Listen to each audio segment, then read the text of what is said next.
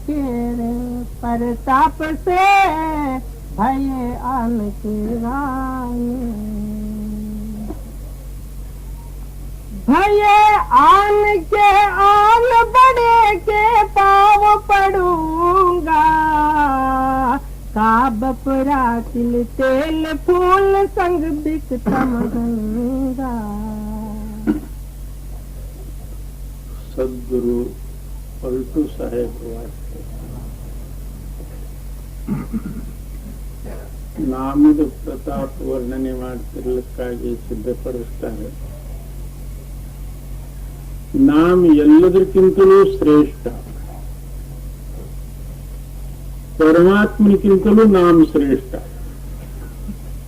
ಯಾಕೆ ನಾಮದಿಂದೇ ಪರಮಾತ್ಮನಿಗೆ ತಿಳಿಬೇಕಾಗ್ತದೆ.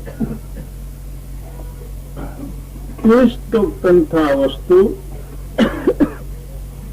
ಮತ್ತು ಯಾವ ನಾಮದಿಂದ ತಿಳಿಸ್ಕೋತದೋ, ಯಾವ ನಾಮ ತಿಳಿಸ್ತದೋ, ತಿಳಿಸಿದಂಥ ವಸ್ತುವಿನ ಶ್ರೇಷ್ಠ. ಅದಕ್ಕೇನಂತಾರೆ, ನಾಮಕೆ ಸೆ ಪ್ರತಾಪ ಸೆ ಭಯ ಆನಕೆ ಆನ್. ನಾಮದ ಪ್ರತಾಪದಿಂದ ನಾನು ಮೊದಲು ಏನೂ ಇದ್ದ ಮತ್ತೆ ಈಗ ನಾನೇನೂ ಆಗೀನಿ. ಶರೀರ ಅವಯವ ಸರ್ವೆಲ್ಲ ಆಗ ಒಂದೇ ಇದ್ದು, ಪರಂತು ನಾಮದ ಪ್ರಭಾವದಿಂದ ಪರಮಾತ್ಮ ರೂಪ ಆಯ್ತು. ಅಂಥದ್ದು ನಾಮ.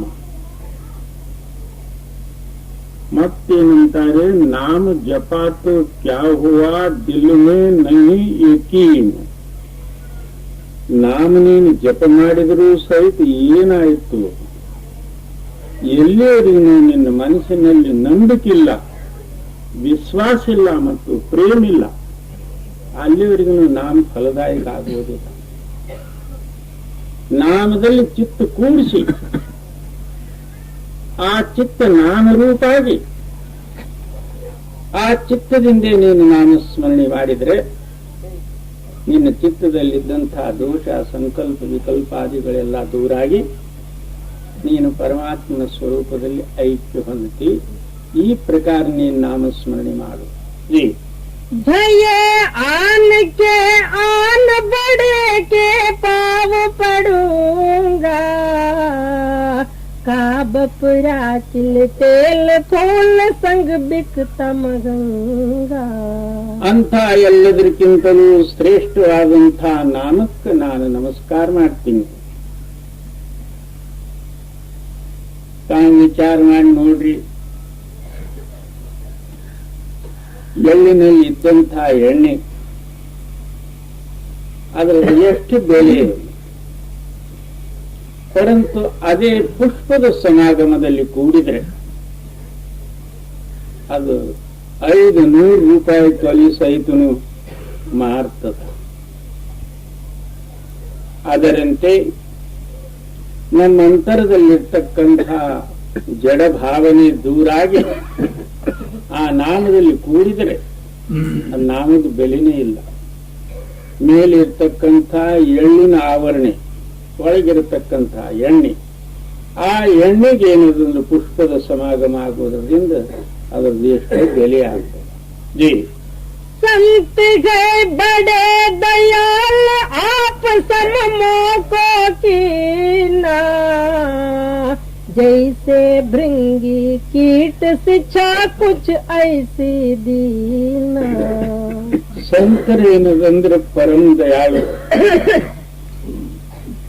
ಅವರು ನನ್ನಂಥ ನೀಚನಿಗೆ ತನ್ನಂತೆ ಮಾಡ್ಕೊಂಡ್ಬಿಟ್ರು. ಬಾಕಿಯವರೇನದಂದ್ರೆ ಆದ್ರೆ ದೊಡ್ಡಪ್ಪನ ಮಾಡಬಹುದು ಅಥವಾ ಅವರಿಗೆ ಶ್ರೇಷ್ಠ ಭಾವನೆ ಕೊಡಬಹುದು, ಏನಾದರೂ ಆಗಬಹುದು. ಪರಂತು ತನ್ನಂತೆ ಮಾಡಿಕೊಳ್ಳೋ ಶಕ್ತಿ ಮತ್ತು ಅನ್ಯ ಯಾವುದೂ ಇಲ್ಲ. ಈಗ ಪಾರಸ್ ಅವರು ಗುರು ಬಡೆ ಅಂತರೇ ಜಾನ್, पारस तो लोहा कंचन करे गुरु कर ले आप समान. ಪರಸವೇದಿ ಮತ್ತು ಗುರು ಇವರಿಬ್ಬರಲ್ಲಿ ಮಹದ ಅಂತರ ಉಂಟು. ಪರಶುವೇದಿ ಕಬ್ಬಿಣಕ್ಕೆ ಬಂಗಾರ ಮಾಡ್ತದ, ಪರಶುವೇದಿ ಮಾಡೋದಿಲ್ಲ. ಗುರು ಏನದಂದ್ರೆ ತನ್ನಂತೆ ಮಾಡ್ಕೋತಾನೆ. ಎಲ್ಲಿದು ಒಂದು ಹುಳ ತಂದು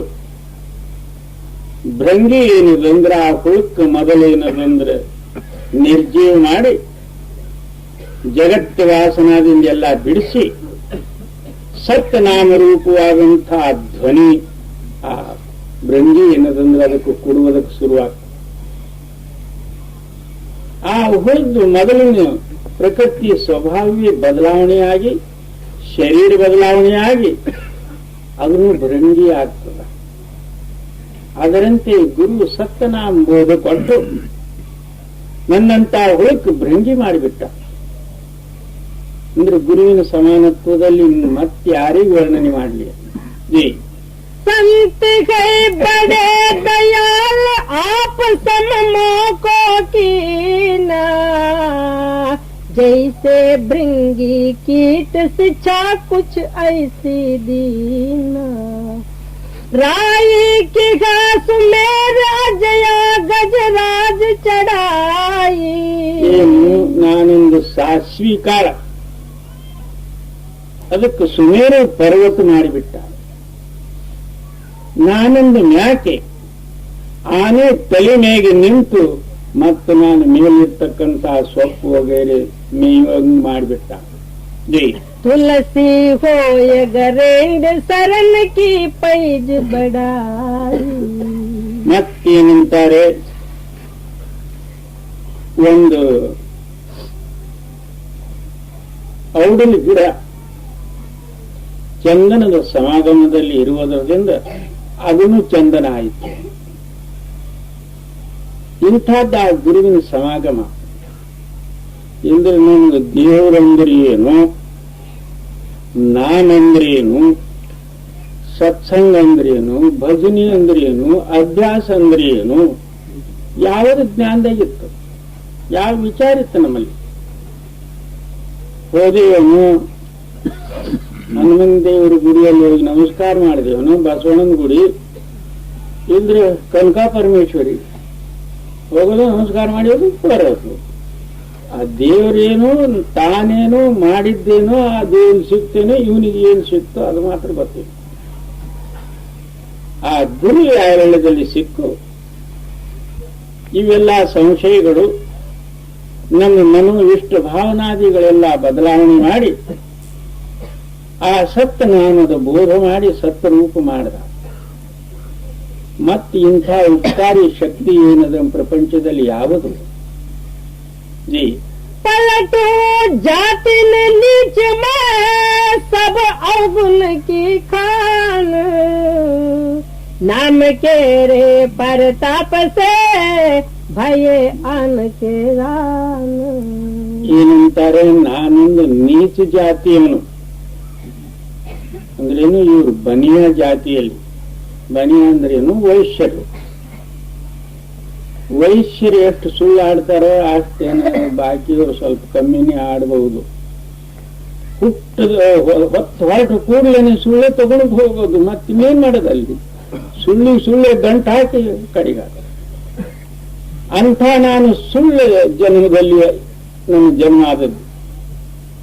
ಪರಂತು ಆ ಸದ್ಗುರು ಕೃಪೆ ಮಾಡಿ ಅವ್ರು ಸುಳ್ಳೆಲ್ಲ ಬಿಡಿಸಿ ನನಗೆ ಸತ್ಯಮಯ ಮಾಡಿಬಿಟ್ಟ. देखो नाम प्रताप से सिला तरे जल बीच, देखो नाम प्रताप से सिला तरे जल बीच, सिला तरे जल बीच से तुम्हें कटक उतारी, नाम ही के परताप बानरन लंका जारी. ಏನಂತಾರೆ, ನಾಮದ ಇಂಥ ಪ್ರತಾಪ ಇಂಥ ಮಹಿಮೆ ಅದೇ ವರ್ಣನೆ ಮಾಡಿ ಹೇಳಲಿಕ್ಕೆ ಬರೋದಿಲ್ಲ. ರಾಮಚಂದ್ರನು ತನ್ನ ಸೇನಾ ಪೈತಿರಿಕ್ ಮುಟ್ಟಿಸುವುದಿತ್ತು. ಲಂಕಾ ಸಮುದ್ರ ಆಚೆ ಇತ್ತು. ಆ ನೀರಿನ ಮೇಲೆ ಸೇತು ಕಟ್ಟುವುದಿತ್ತು. ಎಷ್ಟೆಷ್ಟು ಪರ್ವತಾದಿಗಳು ತಂದು ಹಾಕಿದ್ರು ನೀವು ಸಹಿತ ಮುಳುಕೋತೆ ಹೋದು. ಕಟ್ಟತಕ್ಕಂಥವರ ಆ ವೇಳೆಯಲ್ಲಿ ನಳ ಮತ್ತು ನೀಳ ಅವರಲ್ಲಿ ಏನು ಮಮಕಾರತ್ವ ಬಂತು. ನಾವು ದೇವರು ಇರದೇ ಹೋದರೆ ಸೇತು ಯಾರು ಕಟ್ತಿದ್ರು, ಮತ್ತೆ ರಾಮಚಂದ್ರನ ಸೇನಾ ಹೇಗೆ ಅತ್ಲಾಗ ದಾಟಿಸ್ತಿದ್ದ, ಮತ್ತೆ ಯುದ್ಧ ಆಗಿ ರಾವಣಾದಿಗಳಿಗೆ ಹೇಗೆ ಹೊಡಿತಿದ್ದ, ನಾವು ಇರೋದ್ರಿಂದ ಇದು ಕೆಲಸ ನಡೆಯಿತು ಅಂತ ಮಮಕಾರತ್ವ ಬಂತು. ಇಷ್ಟು ಬಂದ ಕೂಡಲೇ ನೀರಾಗ ಕಲ್ಲು ಮುಳುಗೋದಕ್ಕೆ ಶುರುವಾದ. ಆ ಹೇಳಿದಿಲ್ಲ, ಅವರಿಬ್ರು ಗಾಬರಾಗಿ ಬಂದು ಹೇಳಿದ್ರು, ಏನ್ರಿ ಸ್ವಾಮಿ, ಇದಕ್ಕೂ ಮೊದಲೇನದಂದ್ರೆ ನಾವು ಬೇಕಾದಷ್ಟು ಕಟ್ಟಿದೆವು, ಏನೂ ಆಗಲಿಲ್ಲ, ಈಗ ಮಾತ್ರ ಇಟ್ಟು ಕಲ್ಲೆಲ್ಲ ನೀರಾಗ ಮುಳುಗಿ ಹೋಗ್ತಾ. ಆಗ ರಾಮಚಂದ್ರನ್ ಹೇಳ್ತಾನೆ, ಅದರ ಮ್ಯಾಲು ಪ್ರತಿಯೊಂದರ ಮೇಲೆ ರಾಮ ರಾಮ ಬರೆದು ನೀವು ಕಟ್ಟ್ರಿ. ಅದೇ ವೇಳೆಯಲ್ಲಿ ಆ ಕಲ್ಲು ಏನಿದೆ ನೀರಿನ ಮೇಲೆ ಹಾಗೆ ನಿಲ್ಕೋತ ಹೋದ. ಅಂದ್ರೆ ನಾಮದ ಪ್ರತಾಪ ಇಂಥದ್ದು. ಮತ್ತು ಅದರ ಮೇಲೆ ವಾನರ ಸೇನಾ ಒಯ್ದು ರಾಮ ರಾವಣನಿಗೆ ಹೊಡೆದು ಮತ್ತು ಸೀತಾಕ್ ಪರತ್ ತರಬೇಕಾಯ್ತು. नाम ही के प्रताप जगर मीरा ने खाई, नाम ही के प्रताप बालक प्रहलाद बचाई. ನಾಮದ ಪ್ರತಾಪದಿಂದ ಮೀರಾಬಾಯಿ ಮೇವಾಡ ದೇಶದ ರಾಣಿ ಇವಳಿಗೇನದಂದ್ರೆ ಆ ಪರಮಾತ್ಮನ ಪ್ರೇಮ ಭಜನೆ ಅಭ್ಯಾಸ ಇದೇ ಏನದಂದ್ರೆ ಅವಳ ಹೃದಯದಲ್ಲಿ ಪ್ರೇರಣೆ ಆಗಿ ಯಾವತ್ತೂ ಅದರಲ್ಲಿ ಮಗ್ನರಾಗಿರ್ತಿತ್ತು. ಮನೆಯಲ್ಲೇ ಒಂದು ಶ್ರೀಕೃಷ್ಣ ಮಂದಿರ ಮಾಡಿ ದಿನಾಲು ಆ ಮಂದಿರದಲ್ಲಿ ಹೋಗಿ ಭಜನೆ ಮಾಡ್ಕೋತ ಕೂಡೋದು. ಮತ್ತ ಅವರು ಗುರುಗಳು ಯಾರಂದ್ರೆ ರೋಹಿದಾಸ್ ಚಮಾರ. ಚಮಾರ್ ಅಂತಾರೆ ಚಪ್ಪಲಿ ವಗೈರೆ ಹೊಲಿತಕ್ಕಂಥವ್ರು, ಬೂಟ್ ವಗೈರೆ ಮಾಡ್ತಕ್ಕಂಥ. ಅವ್ರ ಕಡೆಯಿಂದ ಹೋಗಿ ಕಾಶಿಯಲ್ಲಿ ಉಪದೇಶ ತಗೊಂಡಿದ್ರು. ಮೀರಾಬಾಯಿ ಇಷ್ಟ ದೇವರೇನ ಶ್ರೀಕೃಷ್ಣ. ದಿನಾಲು ಯಾವತ್ತೂ ಅದೇ ಭಜನೆಯಲ್ಲಿ ಮಗ್ನಳಾಗಿ ಇರುವುದರಿಂದ ರಾಜನಿಗೆ ಬಹಳ ಸಿಟ್ಟು ಬಂತು. ಎಲ್ಲಿ ರಾಣಿ, ಎಲ್ಲಿ ರೋಹಿದಾಸ್ ಮಚ್ಚಿ ಬೂಟ್ ಹೊಲಿತಕ್ಕಂಥ ಸಮಗಾರನು, ಇದು ನನಗೆ ಎಷ್ಟು ಅಪಮಾನಾಸ್ಪದ. ಆ ವೇಳೆದಲ್ಲಿ ಮೀರಾಗಿ ಹೇಳ್ದ, ನಿನ್ನ ಭಜನೆ ಎಲ್ಲ ಬಿಟ್ಟು ಬಿಡು, ಇನ್ನು ಸಾಕು.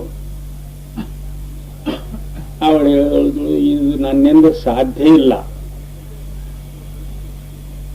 ಆ ವೇಳೆಯಲ್ಲಿ ಆಕೆಗೆ ಕಷ್ಟ ಕೊಡುವುದಕ್ಕೆ ತಯಾರಾದ. ಒಂದ್ ದಿವಸ ದಾಸಿಯರಿಗೆ ಏನ್ ಹೇಳ್ದ, ಒಂದು ಗ್ಲಾಸ್ ತುಂಬಿ ಏನದು ವಿಷ ತುಂಬಿ ಅವಳಿಗೆ ಗುರುಚರಣಾಮೃತ ಅಂತ ಹೇಳಿ ಕೊಡ್ರಿ. ಆ ವೇಳೆದಲ್ಲಿ ಮೀರಾಬಾಯಿ ಹತ್ರ ಹೋಗಿ ದಾಸಿಯರು ಏನ್ ಹೇಳ್ತಾರೆ, ಅಮ್ಮ ಇದು ಗುರುಚರಣಾಮೃತದ ನೀನು ಪಾನ ಮಾಡ್ಬೇಕಂತ. ಗುರುಚರಣಾಮೃತ ತಗೊಂಡು ಘಟ ಅದು ಅಷ್ಟು ವಿಷ ಎಲ್ಲ ಕುಡಿದು ಬಿಟ್ಲು. ಏನು ಆಗ್ಲಿಲ್ಲ, ತಣ್ಣಗಾಯ್ತು. ರಾಜ್ಯನ ಆಶ್ಚರ್ಯಪಟ್ಟ. ಕಡೆಗೆ ಒಂದ್ ದಿವಸ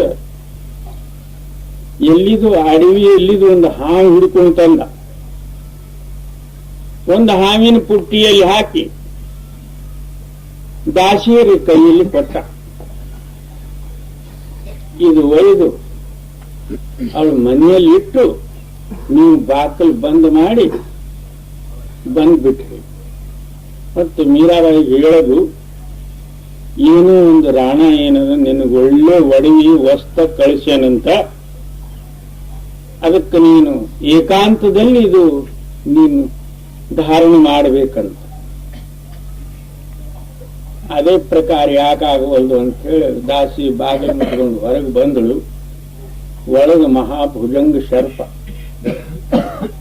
ಅದು ತಗೊಂಡು ಕೊರಳಾಗಿ ಹಾಕೊಂಡು ಬಿಟ್ಲು. ಏನೂ ಇಲ್ಲ, ತಣ್ಣಗಾಗಿ ಹೋಯ್ತು. ಇದೇನು ನಾಮದ ಪ್ರತಾಪ. ಕಡೆಗೆ ಇನ್ನು ಶಿರಶ್ಛೇದನ ಮಾಡಬೇಕಾದ್ರೆ ಇಂಥ ಮಹಾಶಕ್ತಿಯಲ್ಲಿ ನಾನೇನ್ ಮಾಡಬಹುದು? ಈಗ ಏನಾದ್ರು ಮಾಡ್ತೀನಿ, ಎಲ್ಲಿ ಉಲ್ಟ ನನಗೆ ಬರ್ತದೇನೋ ಅಂತ ಹೇಳಿ ಭಯ ಉತ್ಪತ್ತಿ ಆಯ್ತು. ಕಡೆಗೆ ಅವರು ಮಾಡತಕ್ಕಂಥ ದೇವಾಲಯ ಏನಿತ್ತು ಭಜನೆ ಮಾಡತಕ್ಕಂಥದ್ದು, ಅದು ಹೋಗಿ ರಾತ್ರಿ ಕೆಡಿಬಿಟ್ಟ. ಅಲ್ಲಿ ಕೃಷ್ಣನೂ ಇಲ್ಲ, ಮಂದಿರೂ ಇಲ್ಲ, ಏನೂ ಇಲ್ಲ. ಅವಾಗ ಹೊರಗೆ ಬಂದು ನೋಡ್ತಾಳಂದ್ರೆ ಇಲ್ಲ. ಮನುಷ್ಯನಲ್ಲಿ ಮಹಾ ದುಃಖಿತಳಾಗಿ ಕೈಯಲ್ಲಿ ತಂಬೂರ ಚಪ್ಪಲಿ ತಗೊಂಡು ಪ್ರಾಣ ಹೇಳ್ತಾಳ ತನ್ನ ಗಂಡಿಗೆ, ಹಿಂದೆ ಹಿಡಿದು ನಂದು ನಿಂದ ಏನೂ ಸಂಬಂಧ ಇಲ್ಲ, ನಾನು ಮಥುರಾ ಬೃಂದಾವನಕ್ಕೆ ಹೋಗುವುದು. ಆವಾಗ ಆ ರಾಜ್ಯನ ತಂಗಿದೇರು ಅಕ್ಕದೇರು ಬಂದು ಏನು ಹೇಳ್ತಾರೆ, ಈ ಪ್ರಕಾರ ನೀನು ಹೋಗೋದ್ರಿಂದ ಈ ರಾಜ್ಯ ಮನೆತನಕ್ಕೆ ಎಷ್ಟು ಅಪಮಾನ. ಅವಾಗ ನೀರ ಅಂತಾಳೆ, ಆ ರಾಜ್ಯನ ಅಪಮಾನ ಮಾನ ತಗೊಂಡು ನನಗೇನು ಮಾಡೋದು? ನನ್ನ ಮಾನವೇ ನನಗಿಲ್ಲ, ಏನೇ ಕಾಯ್ಬೋದು, ಅದು ಹೋಗ್ತೀನಿ. ಯಾರೇ ಅಡ್ಡ ಬರಕೂಡುದು, ಬಂದ್ರೆ ಅವ್ರ ಗತಿ ಏನಾಗ್ತದೆ ನೋಡ್ರಿ. ಪ್ರಾಣನು ಥರ್ ನಡುಗಿ ಸುಮ್ಮನೆ ಬಿಟ್ಟ. ಅದೇ ವೇಳದಲ್ಲಿ ಮಥುರಾ ಬೃಂದಾವನಕ್ಕೆ ಬಂದು ನಾಮದ ಪ್ರತಾಪ ಇಂಥದ್ದು. ಪ್ರಹ್ಲಾದನಿಗೆ ಹಿರಣ್ಯಕಶ್ಯಪನು ಕೊಲ್ಲಬೇಕು ಅಂತ ಹೇಳಿ ಆತನು ವರದಾನ ಬೇಡಿಕೊಂಡಿದ್ದ. ಮೊದಲೇ ತಪಶ್ಚರ್ಯ ಮಾಡಿ, ನಾನು ದಿವಸಕ್ಕೂ ಸಾಯಬಾರದು, ರಾತ್ರಿಯೂ ಸಾಯಬಾರದು, ಮನೆ ಒಳಗೂ ಸಾಯಬಾರದು, ಹೊರಗೂ ಸಾಯಬಾರದು, ಮನುಷ್ಯರಿಂದ ಸಾಯಬಾರದು, ಮತ್ತು ಸ್ತ್ರೀಯಾದಿಗಳಿಂದಲೂ ಸಾಯಬಾರದು. ತನ್ನ ಮನಸ್ಸಿಗೆ ಆತನೇನ್ ತಿಳಿದ, ನಾನು ಮಹಾ ಅಮರನು ಅಂತ ತಿಳಿದ.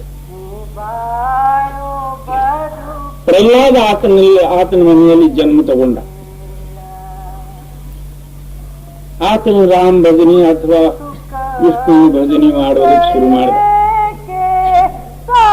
ಆ ವೇಳೆಗೆ ಹಿರಣ್ಯಕಶ್ಯಪನು ನಿಂತಾನು, ದೇವರೇ ಇಲ್ಲ ನನ್ನ ಬಿಟ್ಟು, ನಾನೇ ಎಲ್ಲಾ ದೇವರಿಗಿಂತಲೂ ದೇವರ, ಇಂದ್ರಾದಿ ದೇವತಾದಿಗಳಿಗೆ ನಾನು ಕೈದಲ್ಲಿ ಇಡುವ ಕಾಲಕ್ಕೆ ನನಗಿಂತಲೂ ಹೆಚ್ಚಿನ ದೇವರು ಯಾವುದು? ನೀನು ನನ್ನ ನಾಮಸ್ಮರಣೆ ಮಾಡಿದ್ರೆ ಮಾಡಬೇಕು, ಇಂದ್ರ ಅನ್ನ ನಾಮಸ್ಮರಣೆ ಮಾಡಿದ್ರೆ ನಿನ್ನ ಶಿರಶ್ಛೇದನ. ಅವಾಗ ಪ್ರಹ್ಲಾದನೇನಂತಾನೆ, ನೀನು ಶಿರಶ್ಛೇದನ ಮಾಡು, ಕಷ್ಟ ಕೊಡು, ಏನೇ ಮಾಡು, ನನ್ನ ಹೃದಯವೇ ರಾಮರೂಪ ಆಗ್ಯದ, ಅದಕ್ಕೆ ಯಾರು ಬಿಡಿಸಲಾರದು. ಆ ವೇಳೆಯಲ್ಲಿ ಪ್ರಹ್ಲಾದನ ಆಗ್ತಿದ್ದ ಒಬ್ಬಕ್ಕೆ ಹೋಲಿಕಾ ಅಂತ ಅವಳ ಹೆಸರ. ಅವಳ ತಂದೆಗೆ ಏನು ಹೇಳಿದ್ರು, ನೀಷ್ಟು ಕಷ್ಟ ಪಡ್ತೀರಿ, ನಾನು ಸಹಜವಾಗಿ ಆತನಿಗೆ ಬೆಂಕಿಯಲ್ಲಿ ತಗೊಂಡು ಕೂಡ್ತೀನಿ, ಆತನ ಸತ್ತು ಹೋಗ್ತಾನೆ, ನಾನು ಹಾಗೆ ಇರ್ತೀನಿ ಅಂದ್ರೆ ಅವಳು ಯಾವುದೋ ಒಂದು ಋಷಿ ಸೇವಾ ಮಾಡಿ ಅವ್ರ ಕಡೆಗಿಂದ ಒಂದು ವರದಾನ ಪಡ್ಕೊಂಡಿದ್ದಳು. ಏನು? ಒಂದು ಸೀರೆ. ಆ ಸೀರೆ ಉಟ್ಕೊಂಡು ಕೂತ್ರೆ ಆಕೆಗೆ ಬೆಂಕಿ ತಗಲ್ತಿದ್ದಿಲ್ಲ. ನಾನು ಆ ಸೀರೆ ಉಟ್ಕೊಂಡು ಪ್ರಹ್ಲಾದ ತೊಡೆ ಮೇಲೆ ತಗೊಂಡು ಕೂಡ್ತೀನಿ, ನೀವು ಬೆಂಕಿ ಹಚ್ಚಿರಿ ಅಂತ ಹೇಳಿದ್ರು. ಅದು ಟ್ರಂಕಿನಾಗಿ ಇಟ್ಟಿದ್ದು ಸೀರೆ ಎಸೋ ಇದ್ದು ಅದರೊಳಗಿಂದ ಗಡಗಡದಿಂದ ತೆಗೆಯುವ ಕಾಲಕ್ಕೆ ಬೇರೆ ಸೂರ್ಯನ ಬಂತು. ಅದೇ ಉಟ್ಕೊಂಡು ಹೋಗಿ ಕೂತು ಪ್ರಹ್ಲಾದ ತನ್ನ ತೊಡೆ ಮೇಲೆ ತಗೊಂಡು ಹೇಳಿದ್ರು ಬೆಂಕಿ ಹತ್ತದಕ್ಕೆ. ಅವಳು ಸುಟ್ಟು ಹೋದಳು, ಪ್ರಹ್ಲಾದ್ ಉಳಿದ. ಅದೇ ಭೂಲಿಕ ಅಂದ್ರೆ ಇನ್ನು ಪ್ರಹ್ಲಾದ ಭಕ್ತನು ಉಳಿಯುವುದರಿಂದ, ಭಕ್ತಿ ಜಯವಾಗುವುದರಿಂದ ಜನರೇನದಂದ್ರೆ ಆ ವೇಳೆಯಲ್ಲಿ ಸಂತೋಷ ಮಾಡ್ತಾರೆ. ಇದು ಹೋಳಿ ಹುಣ್ಣಿಮೆ ಅಂತ ಆಗ್ತದೆ. ಆ ಹೋಳಿಕಾ ಸತ್ತಿದ್ದೇ ಹೋಳಿ ಹುಣ್ಣಿಮೆ.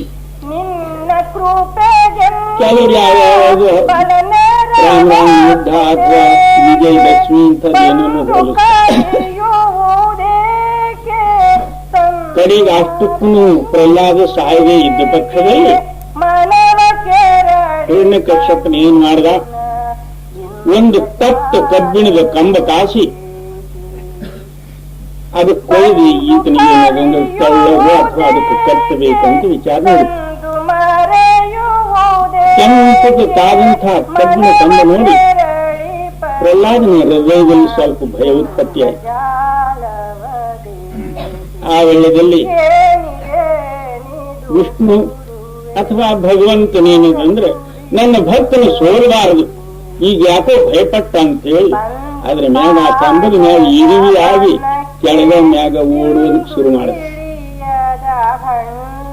ಅಷ್ಟರಲ್ಲೇ ಪ್ರಹ್ಲಾದನ ಲಕ್ಷ ಇರುವಿ ಕಡೆ ಹೋಯ್ತು. ನಿನ್ನ ಭಗವಂತನ ಬಂದ, ಇನ್ನೇನು ಭಯ ಅಂತ ಹೇಳಿ ಹೋಗಿ ಅಪ್ಪಿಕೊಂಡು ಆವಾಗ ಹಿರಣ್ಯಕಶ್ಯಪ ಕೇಳ್ತಾನೆ ಪ್ರಹ್ಲಾದ, ನಿನ್ನ ಭಗವಂತನ ಇಲ್ಲ, ಎಲ್ಲ ಜಾಗ ಇಲ್ಲದ, ಈ ಕಂಬದಲ್ಲಿದ್ದಾನೆ, ನಾದ ಎಲ್ಲಿ ಬೇಕು ಅಲ್ಲದ. ಅದೇ ಕಂಬಕ್ಕೆ ಒದ್ದ ಕೂಡ್ಲೇನೆ ಒಳಗಿನ ನರಸಿಂಹ ಅವತಾರ ಭಯಂಕರ ಅವತಾರ ಧಾರಣ ಮಾಡಿದ. ಆ ಹಿರಣ್ಯಕಶ್ಯಪನ ಮೊಳಕಾಲವೇ ಆಗೋದು. ಅದೇ ಕಾಲಕ್ಕೆ ಹಿಡಿದು ಏನದಂದ್ರೆ ಎಳೆದು ಹೊಸ್ತಲ ಮೇಲೆ ಕೂತು ಬಿಟ್ಟ. ಮನೆ ಹೊರಗೂ ಅಲ್ಲ ಒಳಗೂ ಅಲ್ಲ. ಹಿರಣ್ಯಕಶ್ಯಪ ಪ್ರಶ್ನೆ ಮಾಡ್ತಾನೆ, ನಾನು ಮನೆಯಲ್ಲಿದ್ದೀನೋ ಹೊರಗೆ? ಹೊರಗೂ ಇಲ್ಲ, ಮನೆಯಲ್ಲಿ. ಮತ್ತೆ ಈಗ ದಿವಸದ ರಾತ್ರಿ, ಸಾಯಂಕಾಲ ಸೂರ್ಯ ಅಸ್ತದ ಸಮಯದಲ್ಲಿ ಏನಂತಾನೆ, ಸ್ವಾಮಿ ಇದು ದಿವಸವೂ ಇಲ್ಲ ರಾತ್ರಿ, ನಾನು ಮನುಷ್ಯನೋ ಮತ್ಯಾರೋ? ತಾನು ಮನುಷ್ಯರೂ ಅಲ್ಲ, ಸಿಂಹನೂ ಅಲ್ಲ, ನನ್ನ ಕೈಯಲ್ಲಿ ಶಸ್ತ್ರಾಸ್ತ್ರದ ಏನು ಇಲ್ಲ. ಅದೇ ಒಳಗೆ ಹರಿದು ಭಕ್ತಿಗೆ ಭಗವಂತನು ಯಾವತ್ತೂ ಸಹಾಯಕಾರಿ, ಪರಂತು ಮೃದುವಾದಂತಹ ಭಕ್ತನ ಬೇಕು. ಹೃದಯವೇ ಭಕ್ತಿ ರೂಪ ಆಗಿಬೇಕು, ಹೃದಯವೇ ದೇವ ರೂಪ ಆಗಬೇಕು. ಆ ವೇಳೆಯಲ್ಲಿ ನಮ್ಮಲ್ಲಿ ಇರ್ತಕ್ಕಂಥ ಈ ಮಾಯಾವಿ ರೂಪ ಎಲ್ಲ ಬದಲಾವಣೆ ಆಗ್ತದೆ. ಮುಕ್ತಿ ಆಗೋದಕ್ಕೆ ಸಂದೇಹನೇ ಇಲ್ಲ. ಅಲ್ಲಿ ಮುಕ್ತಿ ಮತ್ತೆಂದರೆ ಮುಂದೆ ಆಗ್ತದೆ, ಸತ್ತ ಮ್ಯಾಗ ಆಗ್ತದೆ, ಆಕಾಶದ ಮ್ಯಾಗ ಅದ. ಇವೆಲ್ಲ ನಮ್ಮ ಕಲ್ಪನಾ. ಜಿ पलटो हर जस न सुने ताको कहिए नीच, देखो नाम प्रताप से हिला तरे जल बीच. ಮತ್ತೇನಂತಾರೆ, ಇಂಥ ಪರಮಾತ್ಮನ ಮಹಿಮೆ ಯಾರು ಕೇಳಿರುತ್ತೇನದಂದ್ರೆ ಸಂತೋಷ ಇಲ್ಲ ಅಥವಾ ಕೇಳುವುದಕ್ಕೆ ಬೇಜಾರು ಪಡ್ತಾರೋ ಅವರಂತ ನೀಚರು ಇನ್ನೊಬ್ರು ಮತ್ತಾರು ಇಲ್ಲ. ಯಾಕಂದ್ರೆ ನಾಮದ ಪ್ರತಾಪ ಇಂಥದ್ದು. ಜಿ पहले दासातन करे सो बैराग प्रमाण, पहले दासातन करे सो बैराग प्रमाण. ವೈರಾಗ್ಯ ಬೇಕು. ವೈರಾಗ್ಯ ಅಂದ್ರೆ ಏನು? ಮನೆ ಮಾರಾದಿಗಳು ಬಿಡುವುದು, ಒಂದು ಸ್ತ್ರೀಗೆ ಬಿಟ್ಟು 20 ಸ್ತ್ರೀ ನೋಡ್ಕೊತ ನಡೆದಿ, ಅದು ಸ್ತ್ರೀ ಬಿಟ್ಟಂಗಲ್ಲ. ಧನ ದ್ರವ್ಯ ಮನೆಯಾಗಿದ್ದು ತ್ಯಜಿಸಿದ್ವಿ, ಮನೆ ಬಿಟ್ಟು ಹೇಳ್ಕೊತ ತೀರಿದ್ವಿ. ಏಕಾದಶಿ ದ್ವಾದಶಿ ಉಪವಾಸ ಇದ್ದಿ ಮನೆ ಹೊಟ್ಟಿಗಾಗಿ ಬೇಡ್ಕೊತ ತೀರಿದ್ವಿ. ಇದು ಹೆಸರು ವೈರಾಗ್ಯ ಅಲ್ಲ. ವೈರಾಗ್ಯ ಮಹಾಶ್ರೇಷ್ಠವಾದದ್ದು. ವೈರಾಗ್ಯದ ಮೂಲ ಯಾವುದಂದ್ರೆ ದೀನತಾ. ಆ ದೀನತಾ ಇದ್ರೆ ಮಾತ್ರ ವೈರಾಗ್ಯ ಸಾಧನ ಆಗ್ತದೆ. ಎಲ್ಲಿವರೆಗೂ ದೀನತಾ ಇಲ್ಲಂದ್ರೆ ವೈರಾಗ್ಯ ಆಗ್ತಿರ್ತದೆ. ಹೌದು. पहिले दासा तन करे सो बैराग प्रमाण. पहिले दासा तन करे सो बैराग प्रमाण. ನಿನ್ನಲ್ಲಿ ದಾಸತ್ವ ಬರಬೇಕು. ಪ್ರತಿಯೊಬ್ಬರು ನಿನಗೆ ಪ್ರಿಯವಾಗಿರಬೇಕು, ನೀನು ಅವರಿಗೆ ಪ್ರಿಯವಾಗಬೇಕು.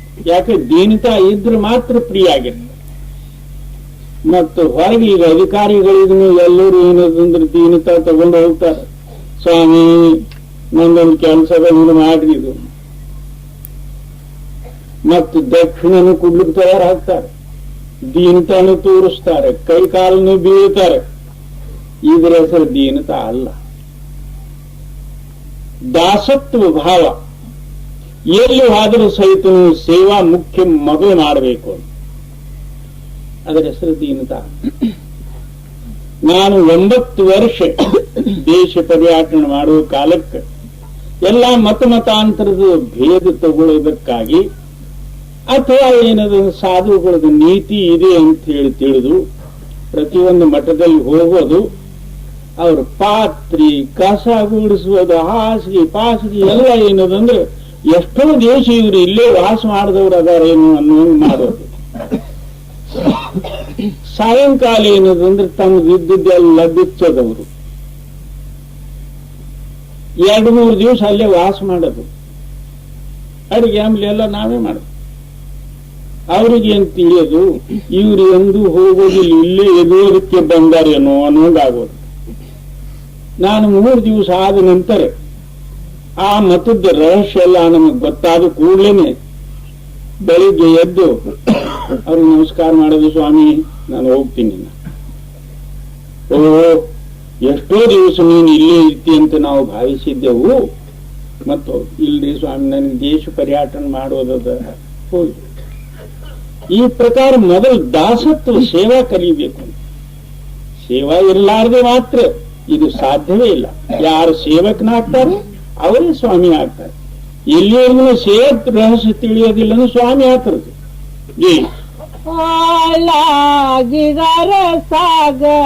ಸಾಗಬೇಕಲ್ಲದೆ ಅರಸಾಗಿ ಆಳಾಗಬಾರದಯ್ಯ. ಇರುವೆಯಾಗಿ ಸಕ್ಕರೆಯನ್ನೆಲ್ಲ ಬೇಕಲ್ಲದೆ ಚೋರನಾಗಿ ಸಕ್ಕರೆಯ ಮೇಯಬಾರದಯ್ಯ. ಹಾಳಾಗಿ ಅರಸಾಗಬೇಕಲ್ಲದೆ ಅರಸಾಗಿ ಹಾಳಾಗಬಾರದಯ್ಯ.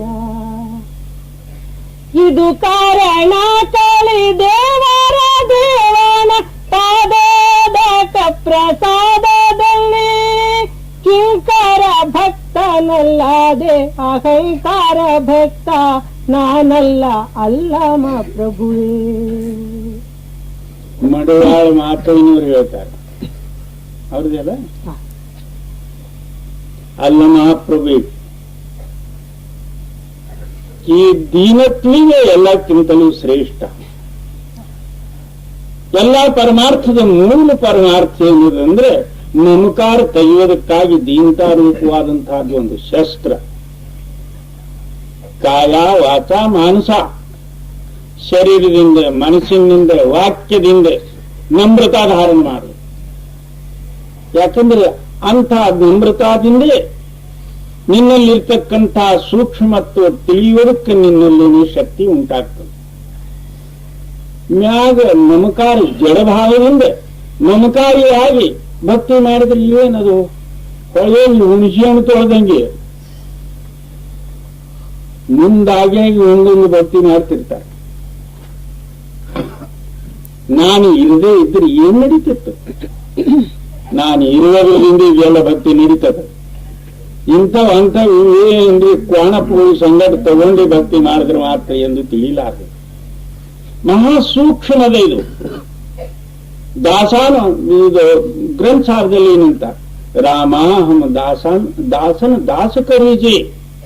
ಹೇ ಪರಮಾತ್ಮನೇ, ನನಗೆ ನೀನು ಬೇಡ, ನಿನ್ನ ದಾಸರು ಯಾರದಾರು ಅವ್ರ ದಾಸತ್ವ ಒಂದೇ ಕೊಡು, ಮತ್ತೆ ನನಗೇನು ಬೇಕಾಗಿಲ್ಲ. ಆಳಾಗ ಬಲ್ಲವನು ಆಳುವನು ಗರಸಾಗಿ, ಆಳಾಗ ಬಾಳಲರಿಯದನು, ಹಾಳಾಗಿ ಬಾಳಲರಿಯದನು, ಕಡೆಯಲ್ಲಿ ಹಾಳಾಗಿ ಹೋಗಾಸರ್ವಜ್ಞ. ಎಲ್ಲರೂ ಹೇಳ್ಯಾರೆ, ನಾವು ದಿನಾಲೇ ಅವೆಲ್ಲ ಪುಸ್ತಕ ಓದ್ತು, ಕಂಠಪಾಠನು ಅದಾವ, ಪರಂತು ನಮ್ಮ ಮನಸ್ಸಿನ ಪರಿಣಾಮ ಮಾತ್ರ ಇಲ್ಲ. ಯಾಕಂದ್ರೆ ಹಿಂದಿಕಿನ ಕರ್ಮ ಪ್ರಬಲ ಇರುವುದರಿಂದ ನಮ್ಮ ಬುದ್ಧಿ ಆ ಜಡಭಾವನೆಯಲ್ಲಿ ಮಮಕಾರತ್ವದಲ್ಲಿ ಕೂಡಿರುವುದರಿಂದ ನಮ್ಮ ವ್ಯವಹಾರವೂ ಹಾಗೆ ಆಗ್ತದ. ಅತಿಶಯ ದೀನತಾ ಬೇಕು. ತನ್ನಷ್ಟಕ್ಕೆ ತಾನೇ ಪರಮಾತ್ಮ ಆತನಲ್ಲಿ ಪ್ರೇರಣೆ ಆಗ್ತಾನದು. ಒಮ್ಮೆ ದೀನತಾ ಬಂತಂದ್ರೆ ಆಯ್ತು. ಅಂದ್ರೆ ಒಳಹೊರಗೆ ಒಂದೇ ದೀನತಾ ಇರಬೇಕು, ತೋರಿಸೋದಕ್ಕಾಗಿ ಬ್ಯಾಡದು. ಜೈ पहिले दासातन करे सो बैराग प्रमाण, पहिले दासातन करे सो बैराग प्रमाण, सो बैराग प्रमाण सेवा साधुन की कीजे, सब छोड़े संसार बूझ घर ही ಮೇಲೀಜೆ. ಮತ್ತೇನಂತಾರೆ, ನೀನು ಸಾಧುಗಳ ಸೇವಾ ಮಾಡು. ಸೇವಾ ಮಾಡೋ ಕಾಲದಲ್ಲಿ ಪ್ರತಿಫಲ ಇಚ್ಛಾ ಇಡಬೇಡ, ಅಥವಾ ಪ್ರತಿಫಲ ಬೇಡಬೇಡ. ನನ್ನ ಸ್ವಧರ್ಮವೇ ಅಥವಾ ಕಾಯವಾತ ಮಾನಸ ಈ ಮೂರು ಮಮಕಾರತ್ವ ಕಳೆಯುವುದಕ್ಕಾಗಿ ನೀನು ಸಾಧುಗಳ ಸೇವಾ ಮಾಡು. ಆ ಸೇವೆಯಿಂದ ಏನಾಗ್ತದೆ, ಅಂತರದಲ್ಲಿರ್ತಕ್ಕಂತಹ ಸೂಕ್ಷ್ಮ ಶಕ್ತಿ ಜಾಗೃತ ಆಗ್ತದೆ. ಈಗ ನಮಗೂ ಪರಮಾತ್ಮನಲ್ಲಿ ಅಂತರತ್ವ ಏನು ಅಂದ್ರೆ, ಜಡಭಾವನದಿಂದ ನಾವು ತುಂಬಿದ್ರದಿಂದ ಪರಮಾತ್ಮ ದೂರದ. ಇವು ಮೂರು ಸೇವಾದಲ್ಲಿ ದಾಸತ್ವ ಸ್ವೀಕಾರ ಮಾಡಿ ಅನ್ಯನ್ಯ ಭಾವದಿಂದ ಸೇವಾ ಮಾಡಿದರೆ ಆ ಚೈತನ್ಯ ಶಕ್ತಿ ತನ್ನಷ್ಟು ತಾನೇ ಪ್ರಕಾಶಿತ ಆಗ್ತದೆ. ಆವರಣ ದೂರ ಆಯ್ತು ಅಂದ್ರೆ ಚೈತನ್ಯ. ನಮ್ಮ ಬಸವೇಶ್ವರ ಏನ್ ಹೇಳ್ಯಾರ, ಶರಣೇ ಶರಣ. ಮತ್ತೆ ಅನ್ಯ ಯಾವುದು ಇನ್ನೊಂದು ಅವರಲ್ಲಿ ಆ ಭಕ್ತಿ ವಿಷಯದಲ್ಲಿ ಮತ್ತೆ ಇನ್ನೊಂದು ಯಾವುದು ಸಿದ್ಧಪಡಿಸಿಲ್ಲ ಅವರು. ಶರಣ ಜೀ बैराग प्रमाण सेवा साधुन की कीजे, सब छोड़े संसार बोझ घर ही में लीजे. ಮತ್ತಿದೆ ಸಂಸಾರಕ್ಕೆ ಬಿಟ್ಟು ಹೋಗಬೇಡ. ಇಂಥ ದಾಸತ್ವ ಭಾವ ತಗೊಂಡು ನಿನ್ ಮನೆಯಲ್ಲಿ ಇದ್ದು ಬಿಡು. ಜೀ काढ़े रस रस गोड़ कछुक दिन फिरे उदासी, सतगुरु हुआ बसे जहाँ काया की काशी. ನೀನು ಯಾವತ್ತೂ ಏನದಂದ್ರೆ ಆ ಪರಮಾತ್ಮನ ಚಿಂತನೆ, ಸದ್ಗುರುವಿನ ಚರಣ ಧ್ಯಾನದಲ್ಲೇ ಇರು ಮತ್ತು ಜಗತ್ತದಿಂದ ಉದಾಸನಾಗು. ಕೆಲವು ದಿವಸ ಏನದಂದ್ರೆ ಈ ಪ್ರಕಾರ ನೀನು ಸಂಚಾರ ಮಾಡುವುದರಿಂದ ಈ ಶರೀರದಲ್ಲೇ ಕಾಶಿ, ಶರೀರದಲ್ಲಿ ಪರಮಾತ್ಮ, ಹೊರಗೆ ಎಲ್ಲಿ ಇಲ್ಲ. ಈ आसन से दृढ़ होय घटावे नींद आरा, काम क्रोध को मार तत्व का करे विचारा. ಮತ್ತೇನಂತಾರೆ, ಈ ಪ್ರಕಾರ ನೀನು ಹೊರಗಿನ ನೀತಿ ಧಾರಣ ಮಾಡಿ ಆಸನಾರೂಢನಾಗಿ ಕೂಡು. ನಿನ್ನ ಲಕ್ಷ್ಯ ಯಾವತ್ತೂ ಏನದಂದ್ರ ಅಂತರದಲ್ಲಿ ಸ್ಥಿರವಾಗಲಿ.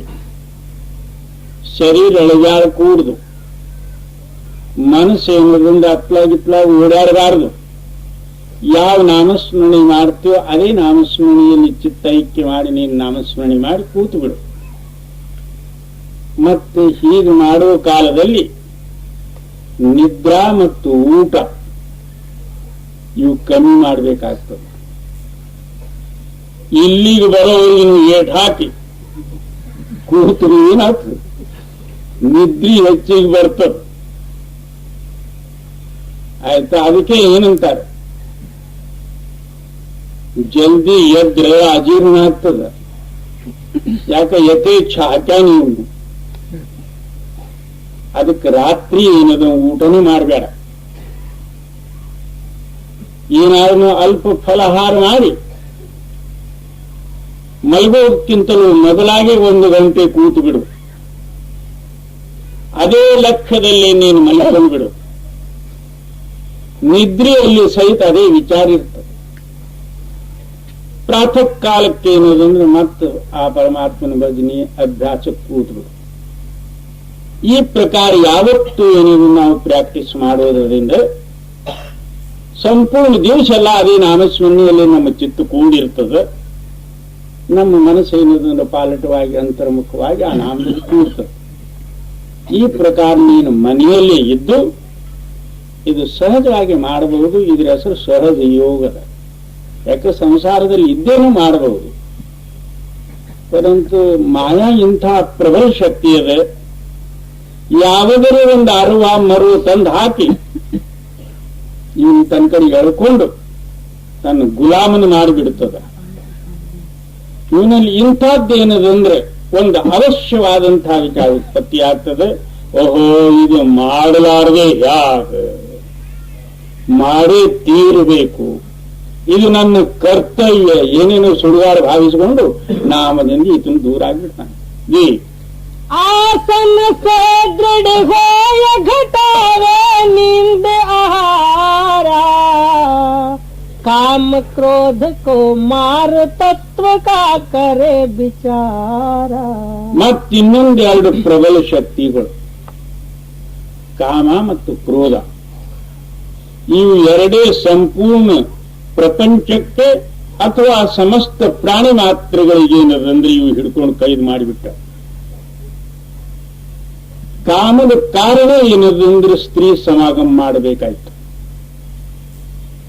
ಅದು ಸ್ತ್ರೀ ಸಮಾಗಮ ಅದು ಪ್ರವೃತ್ತಿ ರೂಪ ಇರೋದ್ರಿಂದ ಮಕ್ಕಳು ಮರುಗಳು ಅನೇಕ ಬೆಳ್ಕೊತಾಯ್ತು. ಒಂದು ಕಾಮದ ಕಾರಣ ಇವೆಲ್ಲ ಸಂಗ್ರಹ ಮಾಡಿ ಅವಕ್ಕೆ ಪಾಲನೆ ಪೋಷಣೆ ಮಾಡೋದ್ರಲ್ಲಿ ತಾನು ಹೋಗ್ಬಿಟ್ಟ. ಅದರಂತೆ ಕ್ರೋಧ, ಯಾಕೆ ಕಾಮಿಷ್ಠ ಪ್ರಬಲ ಆಗುವುದರಿಂದ ಈತನ ಸಂಸಾರದಲ್ಲಿ ಬೆಳೀತು. ಅದರ ಸಂಗಡ ಏನಿದೆ ಕ್ರೋಧ ಬಂದೇ ಬರ್ತದೆ. ಅದಕ್ಕೆ ನೀನು ಭಜನೆ ಮಾಡ್ಕೋತ ಅಥವಾ ಅಭ್ಯಾಸಾರೂಢನಾಗಿ ಕಾಮ ಕ್ರೋಧಾದಿಗಳ ಇಷ್ಟ ನಿನ್ನ ಹೃದಯದಿಂದ ದೂರ ಕಲಿಸಿ ಕೇವಲ ಏಕನಾಮದೇ ಭಜನೆ ಮಾಡಿದ್ರೆ ಮಾತ್ರ ನೀನು ಸಂಸಾರದಿಂದ ಪಾರಾಗಬಹುದು.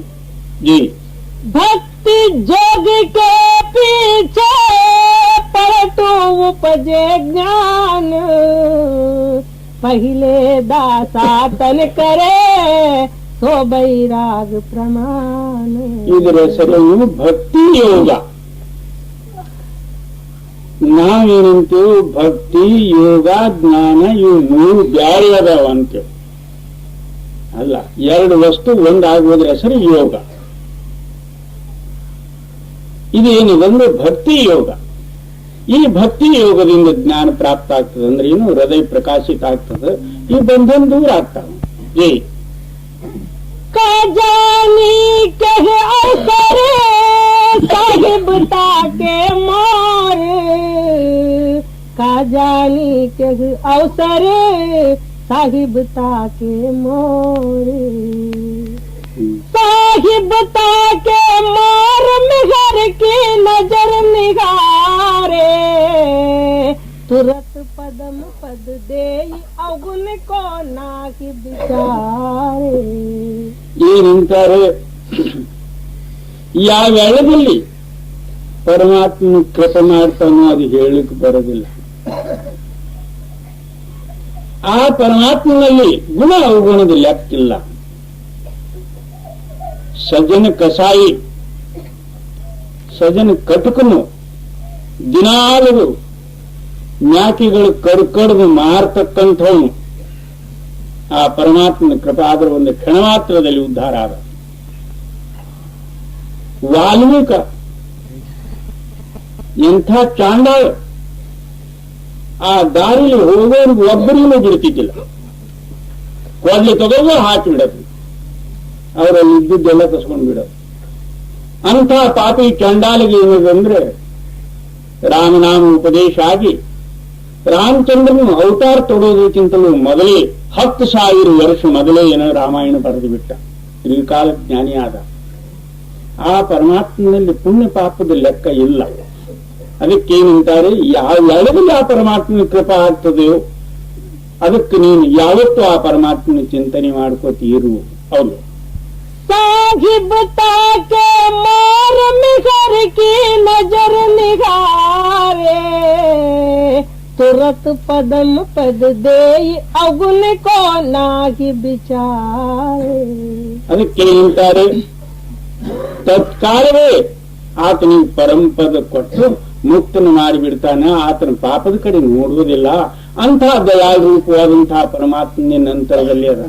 ಜೈ राम गरीब निवाज गरीबन सदा निवाजा, भक्त बचल भगवान करत भक्तन के काजा. ಶಬರಿ ಯಾವ ವೇದ ಓದಿದಳು, ಯಾವ ಶಾಸ್ತ್ರಜ್ಞಾನ ತಕೆಗೆ, ಏಕಶ್ಚಿತ್ ಭಿಲ್ಲಣಿ ಅಡವಿ ಜಾತಿ ಸ್ತ್ರೀ. ಅವಳಿಗೆ ಭಕ್ತಿ ಅಂದ್ರೆ ಏನು, ವೇದಶಾಸ್ತ್ರ ಅಂದ್ರೆ ಏನು, ಪುರಾಣ ಮಂತ್ರ ಅಂದ್ರೆ ಏನು, ಏನು ಗೊತ್ತಿದ್ದೀವಿ. ಕೇವಲ ಪರಮಾತ್ಮನೇನದು ಅಂದ್ರೆ ಆಕೆ ಮೇಲೆ ದಯ ಮಾಡದಷ್ಟು ಅಲ್ಲಿ ಋಷಿ ಮುನಿ ತಪಶ್ಚರ್ಯ ಮಾಡಿದ್ರು ಅವ್ರ ಕಡೆ ಲೆಕ್ಕವೇ ಕೊಡಲಿಲ್ಲ. ಅವಳು ಎಂದೆಲ್ಲ ಬಾರಿ ಹಣ್ಣು ತಿಂದ್ರು ರಾಮಚಂದ್ರ. ಅಂದ್ರೇನು, ಭಕ್ತಿ ಇಂಥ ಮಹಾಶ್ರೇಷ್ಠವಾದದ್ದು. ಅದಕ್ಕೆ ಯಾವ ವೇಳೆಯಲ್ಲಿ ಆ ಪರಮಾತ್ಮ ಯಾರ ಮೇಲೆ ಕೃಪ ಮಾಡ್ಯಾನು ಅಂತ ಹೇಳಿ ಹೇಳಕ್ ಬರೋದಿಲ್ಲ. ನೀನು ಅಹೋರಾತ್ರ ನಾಮಸ್ಮರಣೆ ಮಾಡ್ಕೋತಿರು. गाफिल नाही परे साच कोई लो जब लावे, परा रहे वह द्वार धनी के धक्का खावे. ಏನು, ನೀನು ಮರಿಬೇಡ. ಜಾಗೃತನಾಗಿ ಯಾವತ್ತೂ ನೀನು ನಾಮಸ್ಮರಣೆ ಮಾಡು. ಮತ್ತೆ ಆ ವೇಳೆಯಲ್ಲಿ ಸುಖ ದುಃಖಾದಿಗಳು ಬರಲಿ, ಹಾನಿ ಲಾಭಾದಿಗಳು ಬರಲಿ, ಮಾನ ಅಪಮಾನಾದಿಗಳು ಬರಲಿ, ಅಥವಾ ಸಾಯೋ ರೂಪದೂ ಬರಲಿ, ಅದ್ರ ಪರ್ವ ಮಾಡಬೇಡ. ಆತನ ಬಾಗಿಲಲ್ಲಿ ಬಿದ್ದಿರು.